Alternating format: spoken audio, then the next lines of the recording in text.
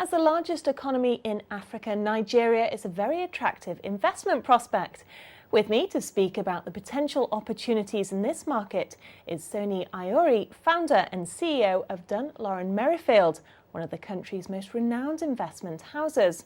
Well, Sonnie, Nigeria has seen exceptional growth over the past few years. But in terms of the financial market, how developed is that? The financial market, I would classify as still at the frontier to emerging market levels. You know, the rebasing of Nigeria's economy has obviously moved Nigeria into that sort of larger economy. It's about the 26th largest, in the world today. The financial markets, however, does not reflect that sort of composition of what makes the GDP of Nigeria.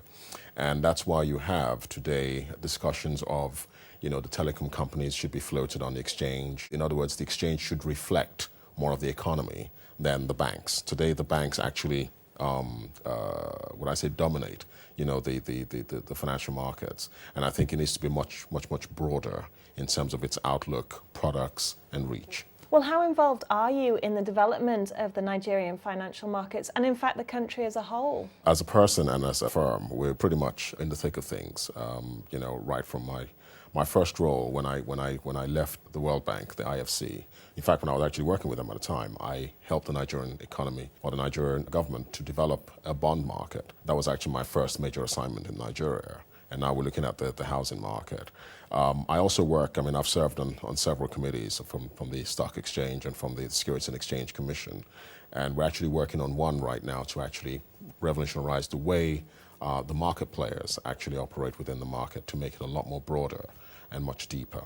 Well, your company acted as advisors to set up the Nigerian Mortgage Refinance Company, which was launched earlier this year. Why was this so important? Housing in Nigeria, if you think about the population, currently 170 million people, mortgages to GDP is like 0.x whatever percent. It's a nominal number. So the whole idea of having this company, which is a public-private partnership, is actually to now provide that catalyst to help this market grow. Just reading the papers this morning, they're talking about a market of about 60 trillion. I think I'd say about half, a trillion pounds in terms of even just to cure the housing deficit. So this is quite an important company that actually becomes that sort of catalyst to bring in both the demand side and the supply side of the housing market together and hopefully try to make housing a bigger component of the GDP of Nigeria going forward. Well, looking at the Nigerian stock market now, and after a poor performance in the first quarter, things are starting to pick up. So what opportunities are there for investors? The key areas that exist, medium to long term, power sector, for obvious reasons. The agricultural sector is also another area that is becoming very, very attractive. The housing market certainly is a big opportunity. And then the other areas which have been the normal mundane areas that investors have normally played in, the banking sector, the telecom sector, etc.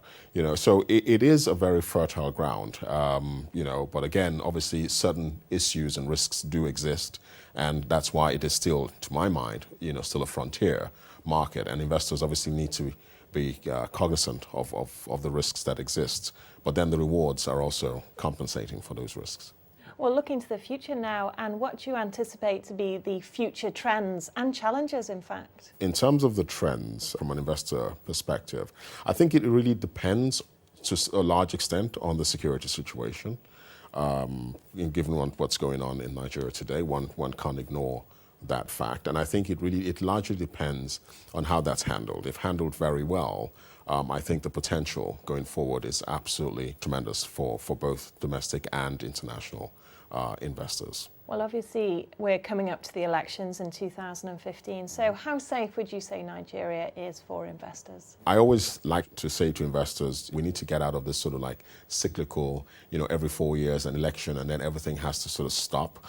Until elections is over and then we can start again. It has to get to a point where, there's the elections, yes, it's normal, and, investors just continue. The one advice I would give to investors is just generally speaking, is to monitor how the security situation is being managed. And if managed well, I see absolutely no disruption in terms of investor appetite for the sort of yields and returns they're getting out of that country today. So my view would be, yes, continue to invest, but of course, monitor what's going on. Sonnie, thank you. Thank you very much.